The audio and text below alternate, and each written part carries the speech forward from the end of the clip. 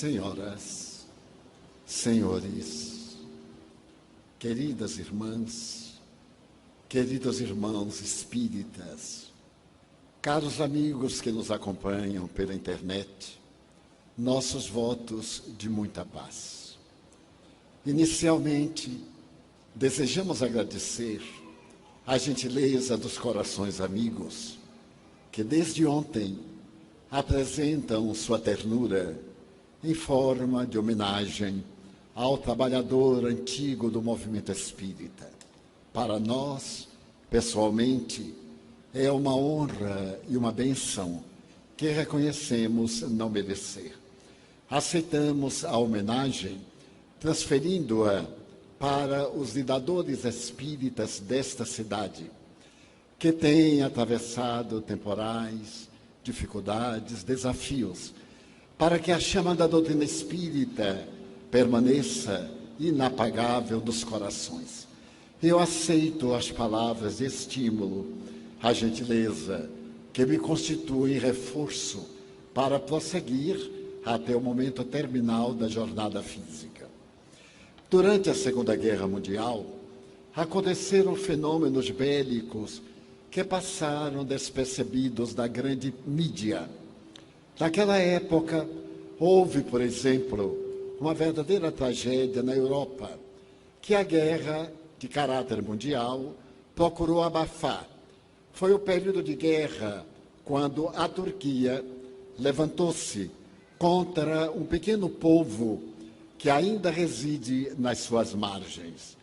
Naquela época, 1915, 1916, a primeira grande guerra avassalava a Europa e destruía a sua cultura. Os grandes estudiosos dos combates militares estabeleceram que aquela guerra, a de 1914, seria a última guerra da humanidade, porque se utilizaram de métodos inesperados, como a aviação, para bombardear as cidades. E então os estrategistas militares asseveraram que aquela seria a última guerra da humanidade.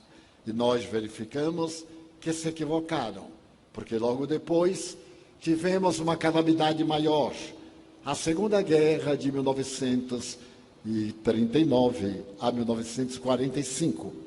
E quando esta guerra, que dizimou mais de 60 milhões de vidas, acreditou-se que a humanidade havia adquirido raciocínio e percebido que a guerra não levava àquele anseio que tanto se nutre de poder, porque logo vieram as guerras do Sudeste Asiático, a Guerra da Coreia, a Guerra do Vietnã e outras guerras que se espalharam pela Terra, a ponto de, neste momento, a Unesco estabelecer que nós vivemos 19 pontos de guerra no mundo, a começar pelas chamadas guerras do Levante, no Oriente, do Estado muçulmano, as suas invasões, a terrível guerra que está levando incêndio aos povos e ameaçando de uma guerra geral. Então, desejamos recordar uma dessas guerras que passou quase desconhecida, aquela provocada pelos turcos, que foi considerado um genocídio. Não há muito, Sua Santidade o Papa Francisco, no ano passado, teve a oportunidade de lamentar esse terrível genocídio que os turcos negam, porque se tratava de uma grande nação destruindo uma etnia que, felizmente, ainda sobrevive. Iremos deter-nos um pouco num acontecimento especial que é narrado em um livro publicado nos Estados Unidos e que tem como título Perdão Total.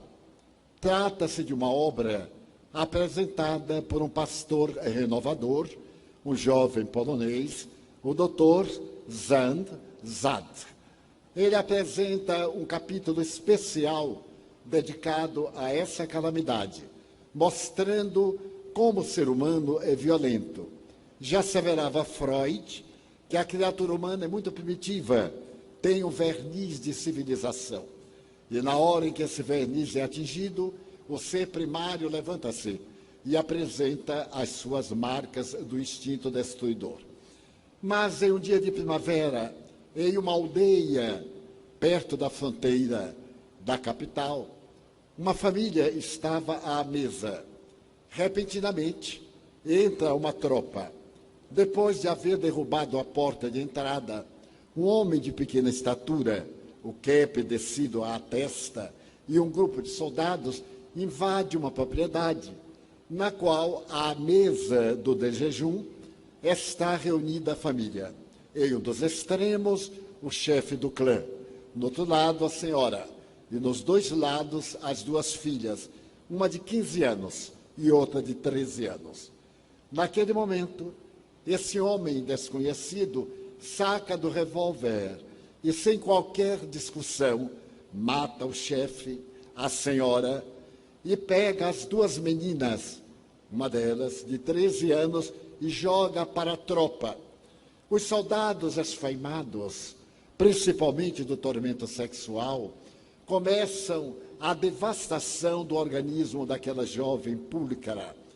E ela é levada pela massa famélica, enquanto a outra é separada para o chefe da brigada.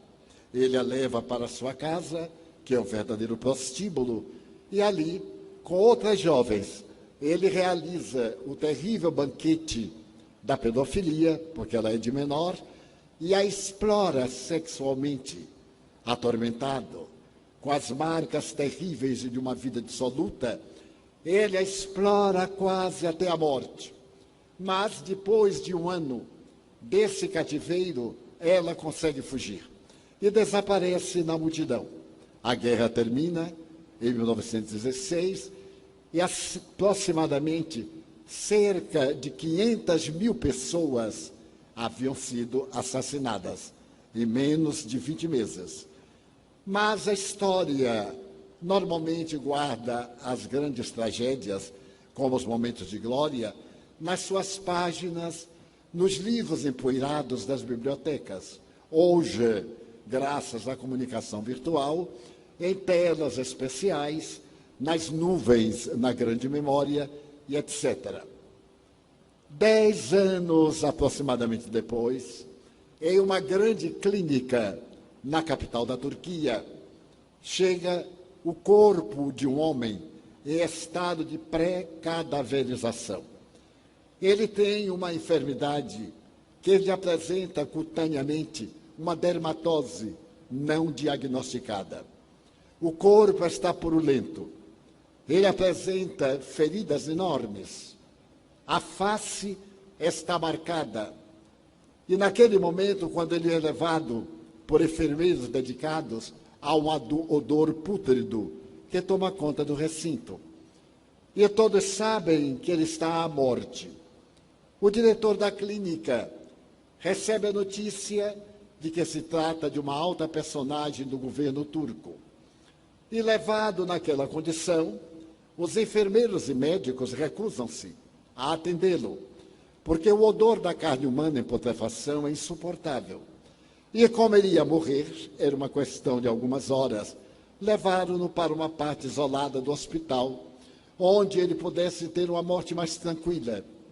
Mas, nesse momento, o diretor da clínica vê uma jovem. Ela não é turca.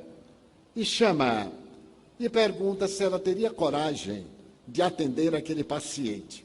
E ela, que se destacou pela generosidade, pela maneira cristã de atender os pacientes, sorri e diz que, ao se tornar enfermeira, ela se havia transformado no anjo da guarda dos infelizes e aceitava tomar conta do doente.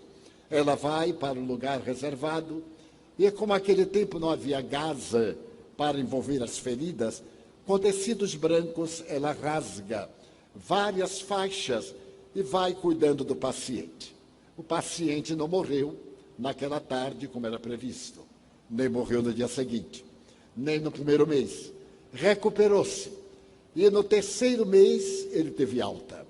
As marcas da dermatose cruel pareciam garras que se fixaram naquele corpo. E ele, tendo alta, foi agradecer ao diretor da clínica e prometer que ia recorrer às autoridades do governo para que a clínica fosse melhorada.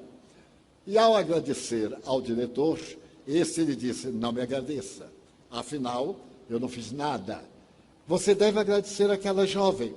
Ela internou-se lá, não saía em absoluto, e tomou conta de você como se fosse uma filha devotada, silenciosa sempre, porque ela tem dificuldade em falar o nosso idioma. Ela não fala muito bem o turco. Ela procurou, no seu silêncio, salvar a sua vida com o risco de contaminação e o risco de perder a saúde por outro motivo, durante 3 meses enjaulada naquela verdadeira cela. O homem de baixa estatura, de testa larga, de olhos miúdos, olhou para o diretor e aproximou-se da jovem.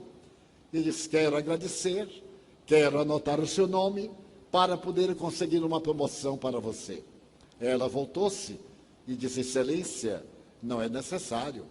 Eu apenas cumpri meu dever, eu sou enfermeira e fui colocada aqui exatamente para isso. Ele disse: mas é um grande prazer, eu noto que o seu sotaque é armeno. Ela disse: eu sou armena, eu nasci na Armênia. Ah, respondi ele com um sorriso, eu estive no seu país durante a guerra, há 10 anos, eu estive lá comandando uma tropa. E ela subitamente empalidece e diz: sim, senhor, eu me lembro, excelência. Eu me lembro quando sua excelência e os seus soldados entraram na minha casa, numa pequena aldeia, e mataram meu pai, minha mãe, e pegaram a minha irmã e a entregaram à Malta, que a devorou como se fossem canibais. Eu vi minha irmã morrer diante dos meus olhos, estuprada, esbofeteada, como animal miserável. Eu me lembro, excelência. O homem palidece, ele tem a mão no ar, e há um silêncio que parece de longas horas, e foi apenas um lapso de tempo. E ele disse: mas, quando eu fui trazido, você me reconheceu? Ó, excelência, na hora em que olhei, eu me lembrei daquele homem perverso que entrou na minha casa com o cap cobrindo os olhos e, sacando do revólver, assassinou meu pai e minha mãe. Eu me lembro de sua excelência. E na hora que entrou, é claro, eu reconheci, porque a vítima nunca esquece do algoz. Mas o algoz normalmente não se recorda da vítima. Ele deu um passo para trás e perguntou-lhe: se você me reconheceu, por que não me matou? Eu tive vontade. Nesses 10 anos, eu vivi para matá-lo. Eu procurei vir para a capital, estudei e procurei-o para poder matá-lo. A minha vida somente tinha um significado: encontrar sua excelência para destruir esta vida miserável, que além de destruir a nossa, da minha família, assassinou dezenas, centenas de pessoas inocentes, pelo prazer de matar. Mas eu não sou muçulmana. Eu me tornei cristã. E então, no cristianismo, eu conheci a história de um homem que deu a sua pela nossa vida, que preferiu ser vítima a ser algoz. E naquele dia em que ele estava plantado na cruz como um trapo, que o vento soprava na colina da caveira, ele deu um grito naquela tarde e noite, gritando. Ele disse: meu pai, perdoa-os, pois que eles não sabem o que fazem. Então eu aprendi com este homem a perdoar. E nos últimos tempos, eu desejei muito encontrá-lo para poder perdoar. Então eu perdoo a sua excelência todo o mal que se fez a si próprio, porque o mal nós fazemos a nós próprios como bem. E apertando a mão daquele rude e cruel adversário do bem, ela pediu licença e afastou-se. A narrativa do Dr. Zandt é muito crua, muito dura, Mas o mais duro é uma pergunta que ele faz, e que eu me permito a licença de dirigir ao auditório. Você perdoaria? Cada um responda a si mesmo. Você seria capaz de perdoar esse homem que assassinou seus pais diante dos seus olhos, que fez de você uma escrava branca, que assassinou a sua irmã de apenas 12 anos, pelo crime de pertencer a uma outra raça, de pertencer à Armênia e não à Turquia? Esta pergunta está no ar desde 1926. Mas o perdão é talvez no vocabulário humano um dos sentimentos mais difíceis, porque invariavelmente nós procuramos interpretá-lo à luz do Evangelho de Jesus e nos esquecemos de interpretá-lo à luz da psicologia contemporânea. Quando falamos do Evangelho de Jesus, é necessário que o perdão seja abrangente e que, ao perdoar, esqueçamos a ofensa. Então, o verdadeiro perdão seria não revidar e esquecer o mal que nos fizeram. Então, seria este o perdão completo. Mas, à luz da psicologia, não. Perdoar é não devolver a ofensa. Esquecer é o problema psicológico, problema da memória. Nem sempre nós conseguimos esquecer ou lembrar o que queremos. É um fenômeno biológico. E a nossa memória se recusa, muitas vezes, a esquecer determinados fatos que nos marcaram profundamente. Não devolver a ofensa, não guardar o ressentimento, achar que o outro é um psicopata, achar que o outro não deveria fazer. Como foi dito ontem na caminhada, é necessário que nós esperemos a retificação, mas que não sejamos aquele que vai cobrar. Então, do ponto de vista psicológico, perdoar é não devolver o mal que fazemos. Esquecer é uma questão de tempo, de disciplina da memória. À medida que o tempo vai passando, a marca produzida no cérebro, na área do pensamento, vai diminuindo até o cérebro voltar à mesma elasticidade anterior. E aí nós olvidamos. Mas quando encontramos a pessoa, a memória de imediato descarrega hormônios cerebrais e nós lembramos do acontecimento, porém sem ódio. O perdão verdadeiro é uma necessidade que nós temos, todos. Todos temos necessidade de perdoar aos outros, mas também de perdoar-nos a nós próprios, porque nós todos nos enganamos. E quando fazemos culpa, a nossa vida se torna um inferno, porque criamos a máscara, a persona, o ego, a fantasia, e colocamos a nossa vida na aparência, mas lá dentro há um germe que nos corrói intimamente, é a culpa. Na área das psicopatologias, a culpa exerce um papel fundamental, porque ela corrói o indivíduo sem que ele possa exteriorizar e leva-o a vários distúrbios de conduta. A depressão é um deles, o transtorno do pânico é outro. O processo degenerativo de Parkinson, de Alzheimer, também estão vinculados a essa culpa que nós trazemos de erros da presente, como de reencarnações anteriores. E, por consequência, cabe-nos aprender o hábito de nos perdoarmos.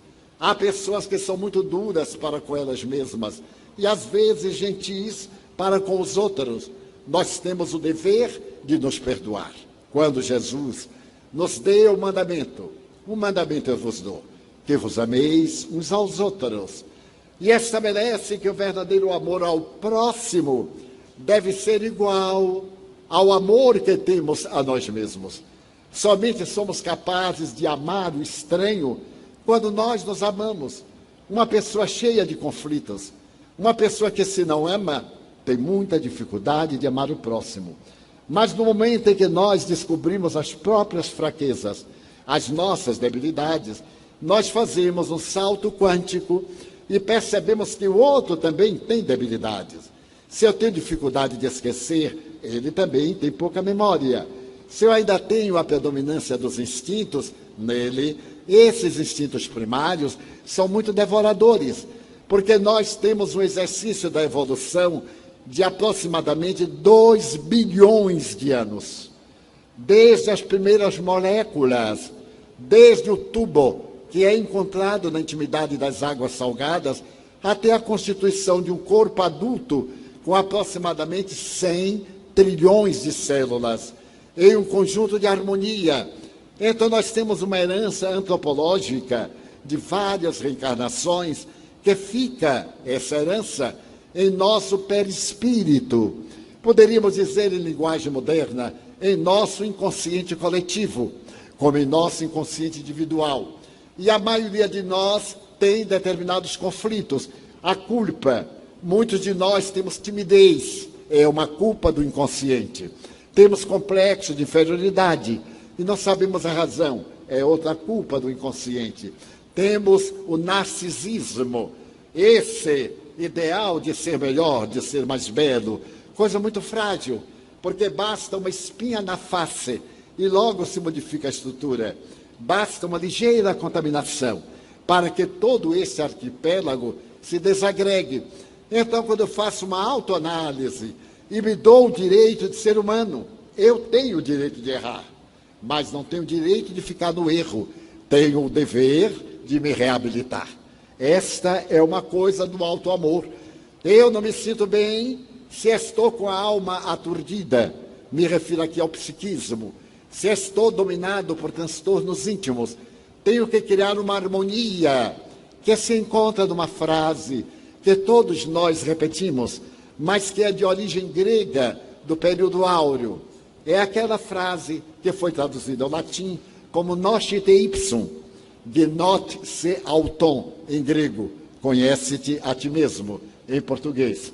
Quando nós realizamos este autoconhecimento, as nossas possibilidades, o de que somos capazes, logo nós nos tornamos uma pessoa lúcida, iluminada, um Buda, um Cristo das velhas tradições.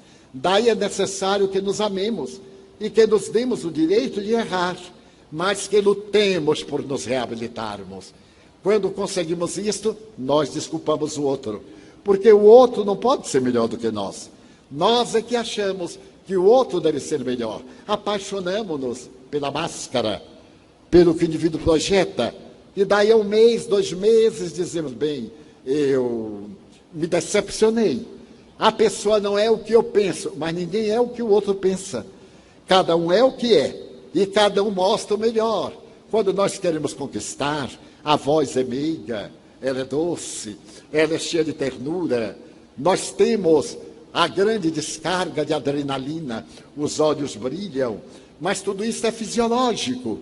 Mas nós não somos aquilo, até gostaríamos que fosse. Na intimidade, nós vamos desvelando-nos, vamos vivendo a nossa realidade. E o outro diz, mas eu me decepcionei com ele. Não, eu me decepcionei comigo, porque fui eu quem fez a imagem dele e que desejei que ele fosse o que eu não sou. É a chamada transferência psicológica. Como eu não consigo ser melhor, então eu quero que seja alguém melhor. Daí a nossa busca pelo chamado amor da libido. O outro tem que ser melhor do que eu. E somos um mundo de solitários. Solitário a um, solitários a dois, porque cada um quer se completar no outro. Não se completa pelo ato de amar. Tem que o outro corresponder. E aí nem sempre o outro corresponde, porque não tem a nossa sensibilidade, não tem a profundidade do nosso carinho, embora nos ame a seu modo, dentro dos seus limites. E temos a solidão no meio da multidão, a agorafobia, estar no meio da multidão e sentir-se absolutamente a sós. É necessário que comecemos a nos amar, a dizer, meu Deus, eu também sou uma criatura frágil, mas não tenho o direito de viver na fragilidade. Começar a lutar, esse herói do campo de batalha de si mesmo. E a vida nos vai ajudar a perdoar. Na medida em que começa a perdoar, isto é, a entender os outros. Se alguém, por exemplo, é grosseiro para comigo e eu vou revidar, então eu digo, não vale a pena. A pessoa é tão atrasada que não vale a pena. Eu não tenho direito de perder o meu dia por causa dele que é desequilibrado. Eu lhes contarei uma história pessoal. Eu viajo muito desde que me aposentei, em 1985. Já viajava, mas com o tempo integral eu multipliquei as viagens. E estou sempre em aeroporto.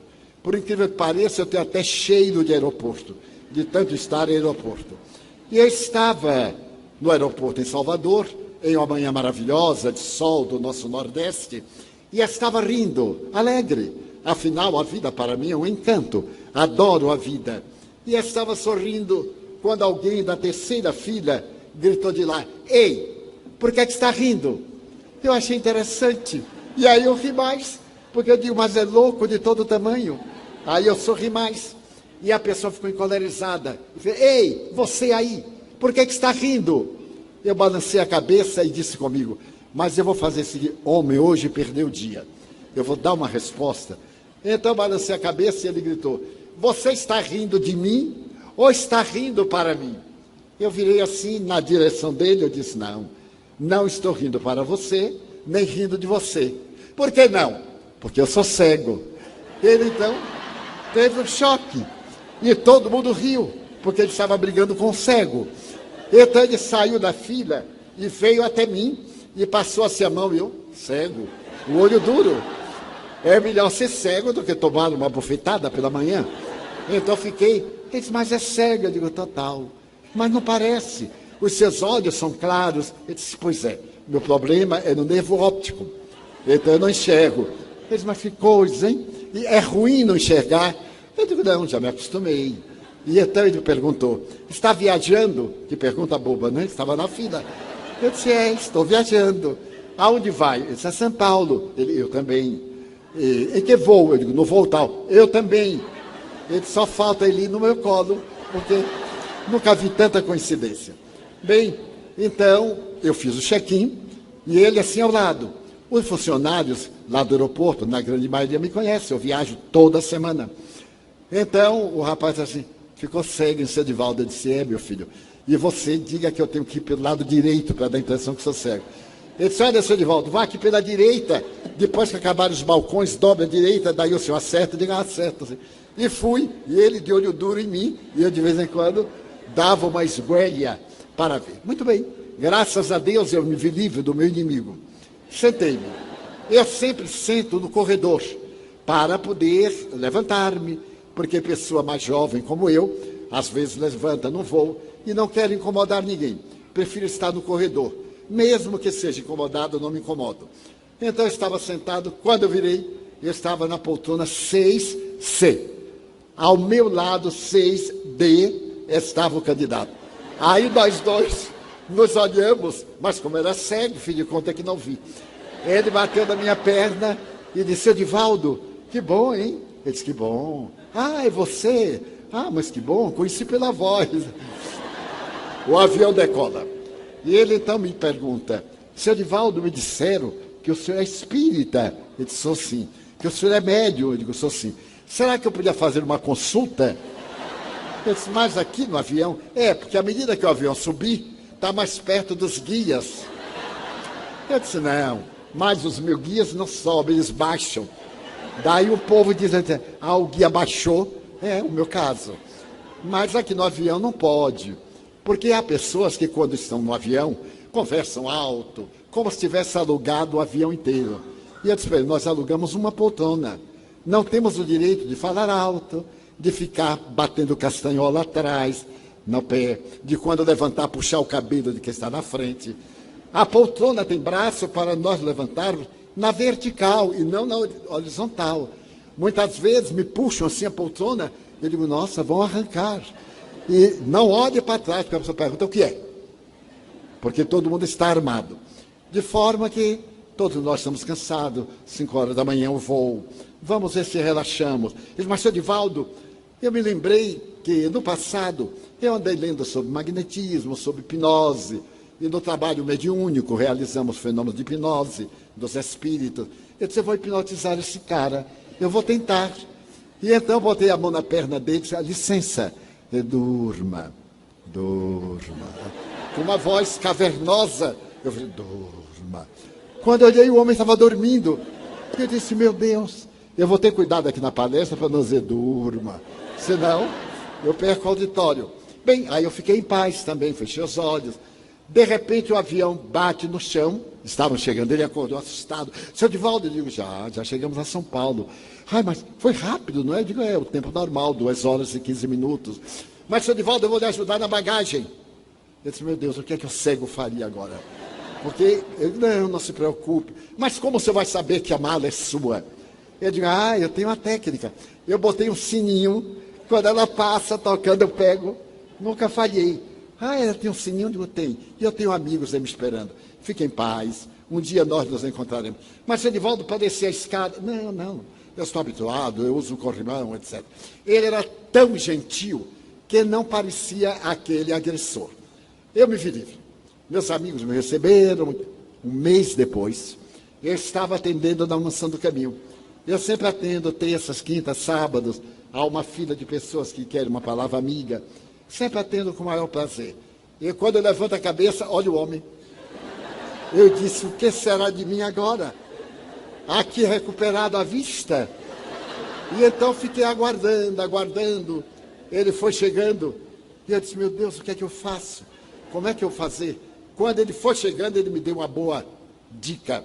Ele disse assim, eu soube que o senhor recuperou a vista. Eu disse, graças a Deus. O Espiritismo é uma doutrina extraordinária. Mas o senhor está vendo tudo? Eu digo, tudo. É uma coisa impressionante. Tudo. Mesmo que aquele cego a quem Jesus atende. Mas, senhor Divaldo, que fenômeno. Eu digo, foi um fenômeno. Mas vamos lá. Eu quero lhe fazer aquela consulta. Eu digo, aqui é o lugar da consulta. Fizemos a consulta. E ele diz, mas como é que o senhor ficou bom? Eu digo, olha, eu tenho que ser honesto com você. Eu nunca fui cego. Nunca. Eu digo, não. Você acha que eu ia perder a minha manhã porque você teve uma noite de insônia? Que eu ia perder a minha alegria porque o seu fígado não estava funcionando bem? Não estava produzindo bilis? A bilis derramada no intestino lhe produziu mau humor? Eu sou cego a toda e qualquer agressão humana. Eu sou surdo a qualquer palavra vulgar. E eu sou mudo a qualquer intenção perturbadora de outrem. Eu não deixo que o mal dos outros me faça mal. Aí está a técnica de viver feliz. Não deixar que o mal nos contagie. Que o mal fique com o indivíduo. Então, quando alguém me agride, e não são poucas as agressões que uma pessoa pública experimenta, na minha idade, eu já experimentei praticamente de tudo. Então, se eu fosse perder o meu tempo guardando mágoa, ressentimento, brigando, eu seria uma pessoa infeliz. Então eu optei por ser feliz. Se esse não gosta de mim, outro gosta. Então eu não vou deixar de valorizar quem me quer bem por alguém antipático, doente, psicopata, desajustado, que simplesmente não gosta dele próprio e descarrega o seu mal em mim. Então esta é a técnica do alto amor. Não deixe ninguém perturbar você. A sua vida é maravilhosa. O que há de mais notável na vida é a arte de viver. É o maior prêmio. Todo dia, quando eu levanto, eu vou até a cortina do meu quarto, porque eu durmo na escuridão, e abro. E então vejo a natureza e digo, meu Deus, mais um dia. Eu posso corrigir hoje o que errei amanhã. E posso fazer coisa para ter frutos no futuro. E digo de mim para mim, no dia que eu tentar abrir a cortina e não abrir, eu já desencarnei. Porque já fiz esse teste.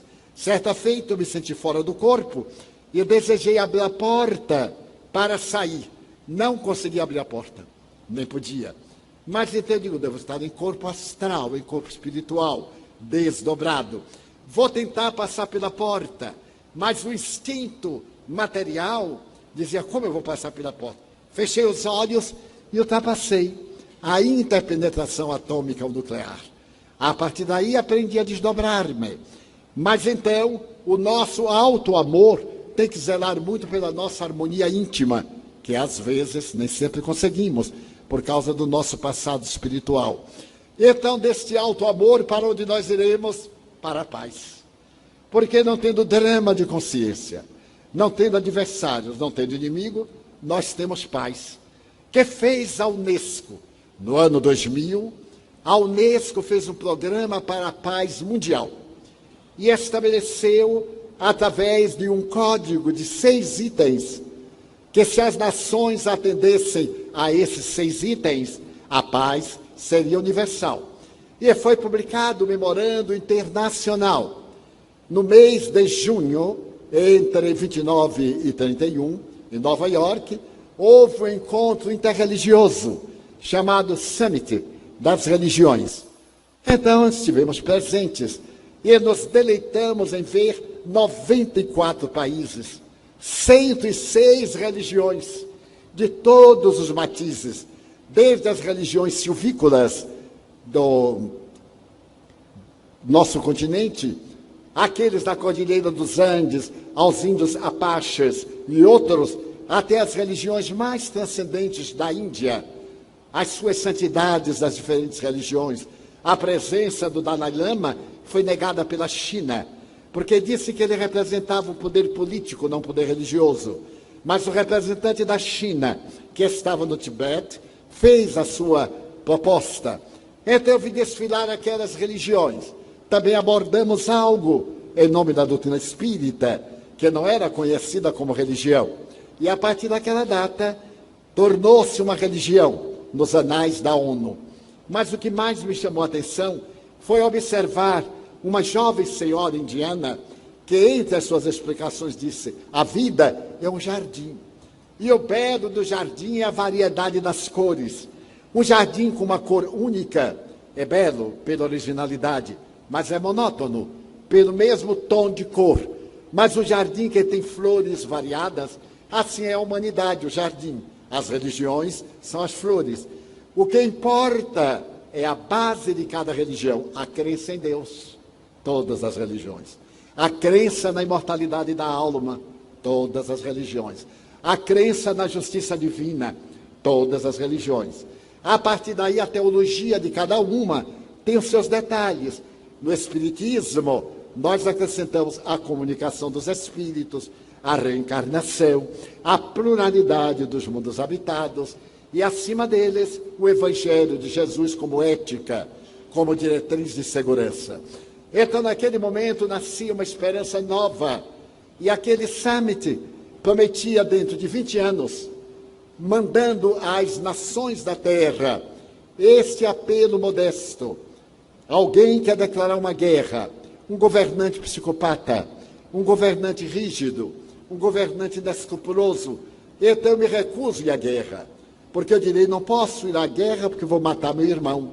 Nesse país, eu tenho irmão de ideal espírita, católico, brahmane, palis, de qualquer doutrina. No outro lugar, eu tenho irmãos, então eu não matarei. Se cada um religioso se negar ao crime, o crime desaparecerá da terra. É lógico, não pode desaparecer por decreto, porque ninguém respeita decreto, normalmente quando tem interesses egóicos.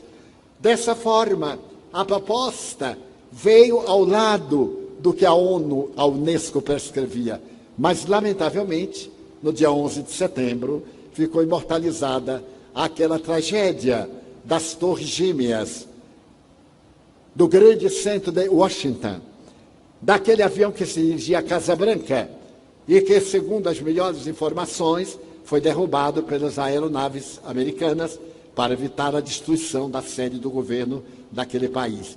E apareceu uma figura esdrúxula no calendário da humanidade: o terrorismo. Esse terrorismo, que é de uma fatalidade, de uma brutalidade incomparável. Matam porque vão ganhar o reino dos céus. Matam, despedaçam-se, porque os homens vão ter 70 virgens no além para o ato sexual. Vão ter bebida em quantidade oferecida pelo profeta Mahoma e, ao mesmo tempo, pelo seu Deus, para poder gozar, através do crime da abstinência terrestre, gozar a eternidade. Então nós comparamos com a beleza da doutrina de Jesus. Sede bons, sede frutíferos, sede generosos, plantai e colhei. Onde 2 ou mais se reunirem em meu nome, eu estarei entre eles. Este homem que nos deu os 7 eu sou a porta das ovelhas. Eu sou a luz do mundo. Então eu sou o caminho da verdade e da vida. esse homem dúlcido, eu sou a paz, e eu vos dou a minha paz, não a paz que o mundo dá. Qual é a paz que o mundo dá? Uma aposentadoria larga, o prazer, mas isso tem um preço. A pessoa atende o prazer hoje, mas amanhã tem necessidade do prazer, tem sede. Aquela água que ele deu à mulher samaritana, que era verdade, fez que ela não voltasse mais ao poço, enquanto o mundo nos dá uma água de prazer, e o prazer é sensorial, não é emocional. A paz do Cristo é a paz da consciência reta, do dever nobremente cumprido, da situação de generosidade fraternal. Então a Unesco estabeleceu os 6 itens que nós percebemos que são fáceis para as nações. O primeiro item: preserve a paz. Não é necessário fazer nada, mantenha a paz. Estamos aqui, mantenhamos a ordem, mantenhamos esse status quo, mantenhamos essa unidade de pensamento. Todos podemos fazer, mesmo que sejamos turbulentos, nós manteremos a paz. Então a paz se estabelece. Segundo, evitemos a violência. Se alguém é violento, o problema é dele, não é nosso. Ele é que é o infeliz, é uma pessoa turbada da razão. Não nos deixemos envolver pela sua violência. Terceiro, preservemos o nosso sentido de solidariedade. Algum dia nós já fomos solidários. Hoje nós somos solitários. Quarto, preserve o planeta. O planeta tem vida. Um notável astrofísico disse ipsis verbis: antes, nós, cientistas, pensávamos que a Terra, o universo, era uma máquina. Mas agora nós sabemos que é um corpo vivo. Essa máquina respira, expande-se, contrai-se. E um deles, o mais notável físico da atualidade, diz que quando uma pluma se agita no Oceano Pacífico, todo o universo sofre o efeito desse movimento. O nosso pensamento de um de nós, a nossa ação, repercute no universo segundo a chamada teoria do todo. Nós somos um todo harmônico, como o corpo é um todo de células individuais. Se uma delas perde a memória, porque a célula, cada 28 a 32 dias, biparte-se. É o fenômeno da cisparidade. Ela faz-se duas. Mas se por acaso ela perde a memória e acelera, nós vamos ter um tumor, maligno ou benigno. E todo o corpo está em perigo por causa de uma célula. Se na sociedade, eu que sou célula, mudo meu comportamento, é óbvio que a sociedade cambaleia e a violência toma conta de nós. Então nós vamos ver a preocupação da Unesco. A solidariedade é importante. Nós temos o dever de ser solidários. Contar-lhes uma outra experiência muito curiosa. Os bons espíritos me têm sugerido trabalhar com os invisíveis. Os invisíveis são aquelas pessoas que nos servem, são os moradores de rua, as pessoas que perderam o emprego, aqueles que desceram economicamente, e nós então olhamos sem ver, olhamos por cima. Esses são os invisíveis, mas eles são do organismo. Se nós não tivermos a coragem de Madre Teresa de Calcutá, ir ao invisível, dizer: você é gente, é cidadão, você tem direitos, eu não posso roubar seus direitos. Se nós formos solidários a uma pessoa caída no chão, então o mundo muda. Eu estava viajando à África do Sul. No século passado, eu estive 30 vezes na África do Sul, antes de Mandela, no período do Apartheid. Realizei conferências, fundamos centros espíritas em 12 cidades. E eu visitei muito a cidade de Cape Town, a chamada Cidade do Cabo, que é uma das terceiras cidades mais importantes daquele país.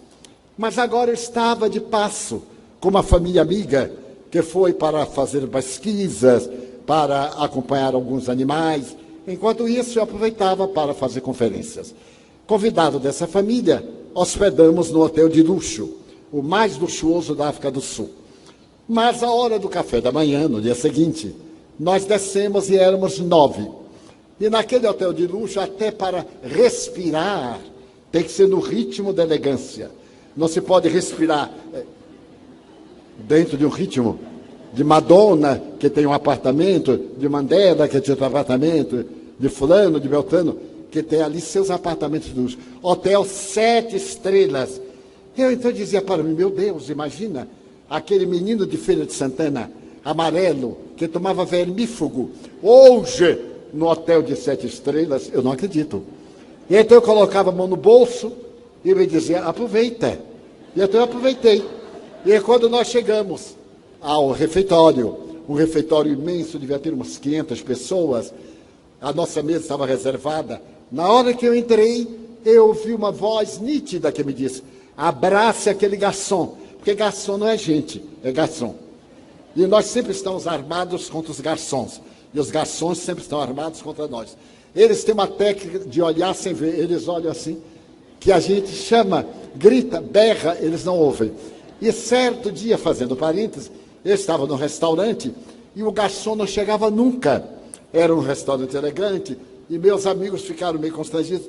Quando alguém começou a dizer para o garçom, psiu, psiu, ele veio, miau, miau, miau, porque são técnicas. Então, quando eu vi aquele garçom e uma voz, abraço, eu digo, meu Deus, eu enlouqueci total. Imagina chegar ao garçom e dar um abraço. Você mais da queda. Deve ser uma alucinação, eu pensei. Uma alucinação psiquiátrica, um estado de esquizofrenia, como eu já estou na fase um pouco de balanço. Mas aí eu aguentei firme e fomos andando, meus amigos à frente, eu atrás, e a voz, abrace o garçom. Eu digo, não é possível, é esquizofrenia mesmo. Como é que eu vou abraçar o garçom? E o garçom está vindo, uma bandeja de prata, um bule. Ele veio e a voz, abrace o garçom. Eu reconheci a voz, era de um espírito amigo que me fala sempre. E aí, quando o garçom estava a menos de 5 metros, eu senti uma força, um impulso de abraçar o garçom. Eu digo, meu Deus, imagina agora eu abraçando gregos e troianos. Então ele foi passando um momento.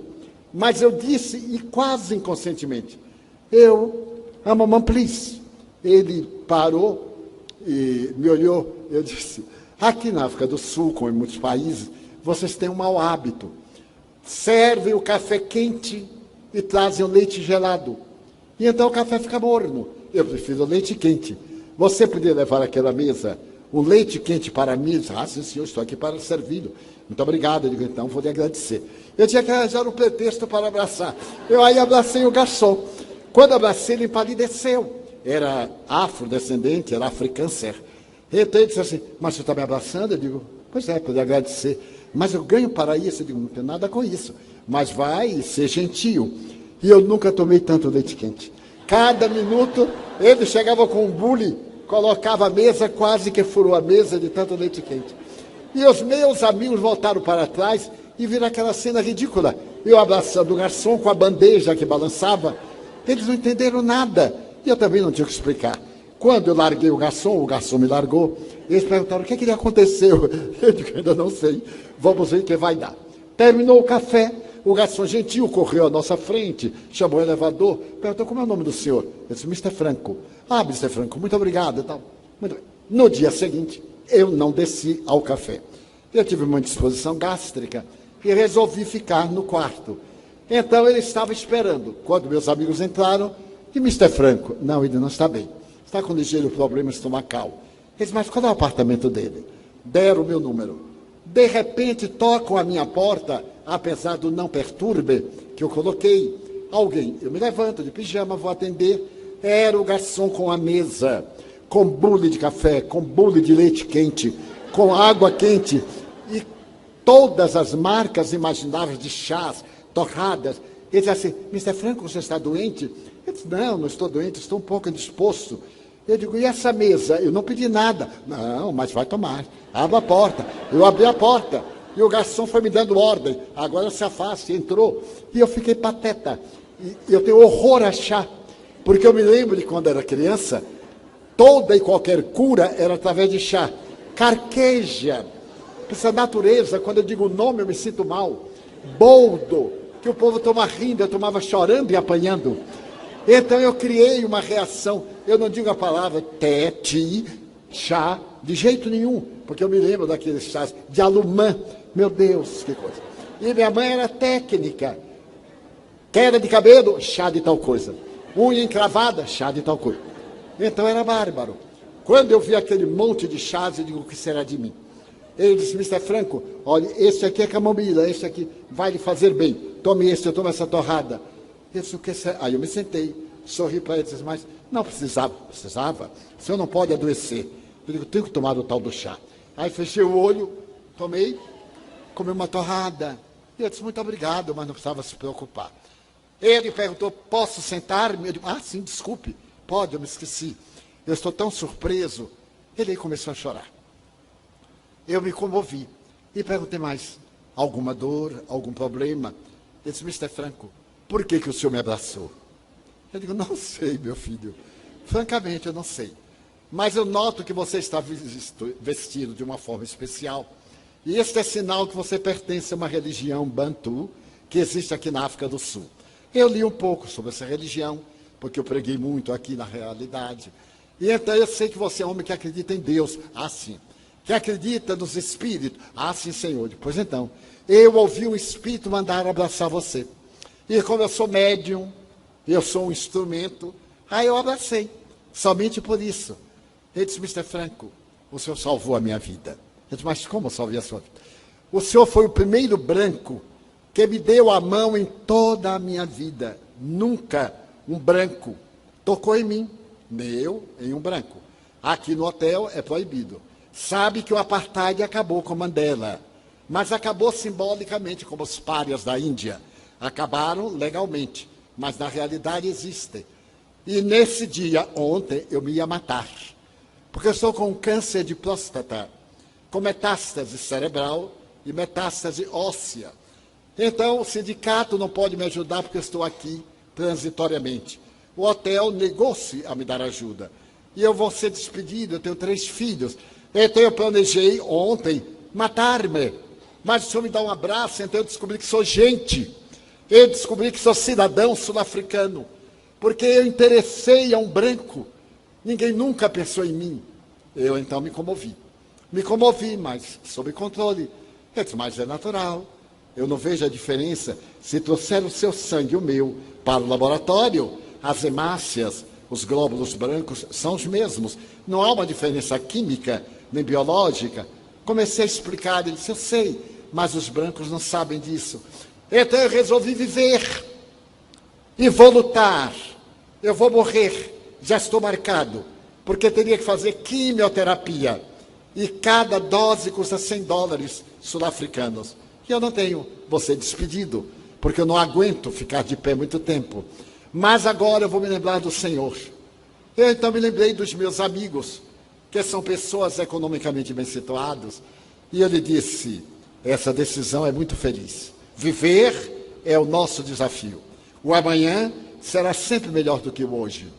Tenha coragem, vamos ver. À tarde, quando você sair, passe aqui mais ou menos às 18 horas, que eu vou lhe dar uma boa notícia. E eu falei com um dos meus amigos, narrei a razão do abraço, tudo. Eles podem dizer a ele que eu me encarrego da quimioterapia. A partir de agora eu já lhe darei 10 doses. E depois mandarei para uma conta para ele do Brasil, e nós teremos a honra de vir no dia que ele tiver alta. À tarde, quando ele veio despedir-se, eu digo, olha, o seu tratamento está garantido. Está aqui um cheque para você, ao portador, para pagar as 10 doses, pague logo por antecipado. Então, eu vou lhe dar o meu e-mail, o meu endereço, vamos passar em Johannesburgo, você me dá notícias. Isso foi em fevereiro. Ele, então, agora, o seu último e-mail, ele me dizia que a matriz do tumor está diminuindo. Toda a degenerescência óssea está também retrocedendo. E que o cérebro já apresenta sinais de diminuição da metástase. E que o médico acredita que, nesse ano que nós estamos, com mais uma série de sessões, ele terá praticamente a saúde recuperada. Então, eu agradeci a Deus a oportunidade desse invisível. E nós estamos diante de um mundo invisível que roga a paz. Essas almas atribuladas necessitam de paz. E a paz do mundo, como disse a canção de Nando Cordel, depende de você. Nós criamos em Salvador o movimento Você é a Paz, Espalhamos pelo mundo. Já fizemos no país em mais de 80 cidades. Fizemos em Paris, fizemos na ONU, fizemos em Zurique, fizemos em Londres, fizemos nas grandes metrópoles, em Madrid, em Lisboa, em Viseu, em Coimbra, para chamar as pessoas para que pensem em paz, para que vivam em paz. Então a paz é possível. E na minha condição de espírita, que preconiza a transformação moral para melhor, a luta contra as paixões, conforme a resposta à questão 919 do Livro dos Espíritos, quando Allan Kardec pergunta qual o método mais prático e eficaz para ser feliz neste mundo e lutar contra as más inclinações. Então os Espíritos responderam, um sábio da antiguidade já vos disse, conhece-te a ti mesmo. E Santo Agostinho comenta, fazei como eu, quando estava na terra, diariamente ao deitar-me, eu fazia o exame de consciência. Quando percebia que tudo havia transcorrido bem, eu seguia. Quando eu descobria que me havia equivocado, no dia seguinte eu me reabilitava. Então nós estamos aqui para iniciar esse movimento, tu e a paz. Porque se eu tiver paz, eu contaminarei. Alguém foi a Gandhi e disse, meu filhinho foi assassinado. Gandhi havia conseguido a libertação da Índia e do Paquistão, sem nenhuma arma, fazendo jejum, só o jejum. E para que ele não morresse, a Inglaterra cedeu. Ele libertou 800 milhões de pessoas. Mas quando as libertou, o ódio religioso entre indianos e paquistaneses, entre hinduístas e muçulmanos, incendiou. E a toda a Índia e o Paquistão incendiaram-se. E Gandhi, que era indiano, quando lhe perguntaram, de que lado você está? De todos os lados. Eu sou indiano, sou paquistanês, sou cristão, sou protestante. E então, quando o indiano veio e disse, meu pai, Mahatma, alma grande, mataram meu filho de 8 anos. O muçulmano matou meu filho. O que é que eu deverei fazer? Pegue uma criança órfã, muçulmana, e eduque como se fosse seu filho. Ensine, inclusive, a religião muçulmana. Nós temos que produzir o bem na árvore do mal. E toda a vida deste notável Gandhi fez-se graças ao livro de Leon Tolstói, que havia predicado o reino dos céus está dentro de nós. Esse livro, que foi publicado no século anterior, no século XIX, se tornou um sendeiro de luz quando aquele homem que era conde na Rússia renunciou a tudo e se tornou mujik, se tornou popular, empregado dele mesmo, libertou todos os seus empregados, dividiu os bens com a família, com os pobres, e ficou pobre. O maior escritor da Rússia em todos os tempos, um dos 10 maiores escritores do mundo, que nos deu Guerra e Paz, Ana Karenina, e mais de 30 obras. Ele escreveu uma obra lúcida a respeito do reino dos céus. É a paz dentro de nós. Quando Gandhi recebeu, ele aceitou a não violência. Então ele mandou para um afrodescendente dos Estados Unidos, que ao ler essa obra de Leon Tolstói, resolveu também a não violência. Martin Luther King Jr., que libertou os negros da segregação racial a partir do governo Kennedy, em 1964.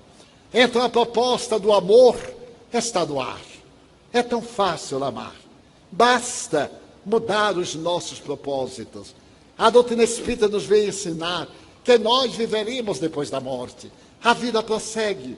Que plantemos hoje a imensa colheita de bênçãos do amanhã. Que nos tornemos felizes. Que tenhamos a alegria de viver. Problemas não são problemas. São acidentes de percurso. Fazemos uma viagem, fura o pneu, tem um problema, é natural. É natural que neste veículo, que é o corpo, haja muitos acidentes e incidentes de percurso. Mas também acidentes morais, incidentes morais, comportamentais.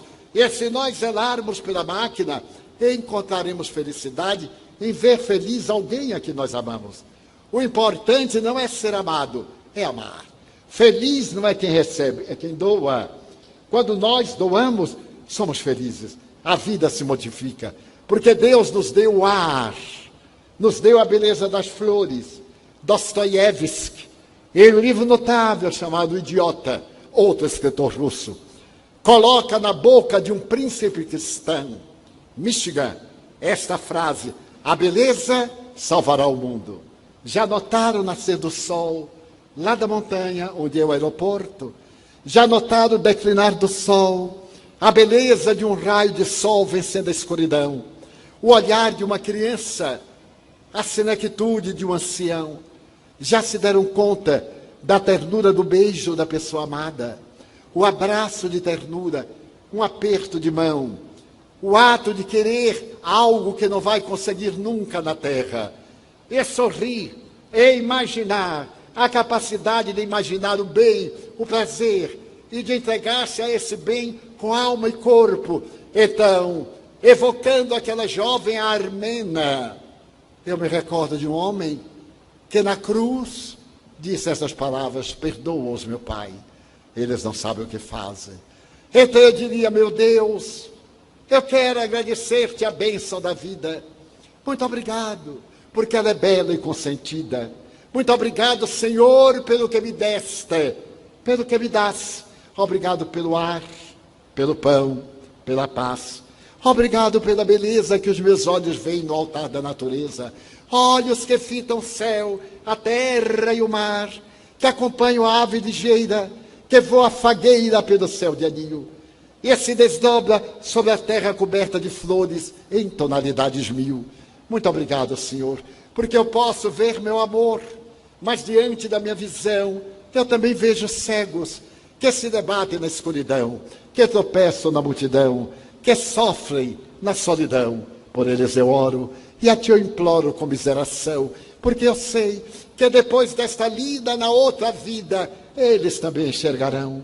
Muito obrigado, Senhor, pela minha faculdade de ouvir a canção que desce do morro na praça a cantar, a melodia dos imortais que se ouve uma vez e não esquece nunca mais, a voz melodiosa, canora, melancólica do boiadeiro, e a dor que geme e que chora no coração do mundo inteiro. Pela minha faculdade de ouvir, pelos surdos eu te quero pedir, porque eu sei que depois desta dor, no teu reino de amor, eles voltarão a ouvir. Obrigado pela minha voz, pela sua voz, pela voz que canta, pela voz que alfabetiza, pela voz que trauteia uma canção, pela voz que legisla, e diante da minha voz, a que chamo o teu nome com doce unção. Pela minha faculdade de falar, eu descubro na terra os que sofrem de afasia. Eles não falam de noite, eles não cantam de dia. Oro por eles, porque eu sei que depois desta prova, na vida nova eles cantarão. Obrigado pelas minhas mãos, mãos que aram, mãos que semeiam, mãos que agasalham, mãos de ternura, mãos que libertam da amargura, pelas mãos que atendem a velhice, a dor, pelas mãos que no seio agasalham o corpo de um filho alheio, sem receio, e pelos pés que me levam a andar, sem reclamar. Obrigado, Senhor, porque eu posso bailar diante do meu corpo perfeito. Eu te quero agradecer, principalmente pelo meu lar. Não é importante que esse lar seja um apartamento duplex, palaciano, seja uma casa modesta, um lar no caminho, a casa de um vizinho, seja lá o que for, mas que dentro dele exista a figura do amor. Amor de mãe ou de pai, de mulher ou de marido, a presença de um irmão ou de um amigo, alguém que me dê a mão, porque é muito triste viver na solidão. Mas se eu não tiver ninguém para me amar, nem o teto para me agasalhar, nem uma cama para deitar, nem um cão ou um gato para me acompanhar, nem assim reclamarei. Pelo contrário, eu direi: obrigado, Senhor, porque eu te tenho a ti, porque eu creio em ti. Muito obrigado porque nasci, pelo teu amor. Obrigado, Senhor, pela sua atenção. Muito obrigado, senhores.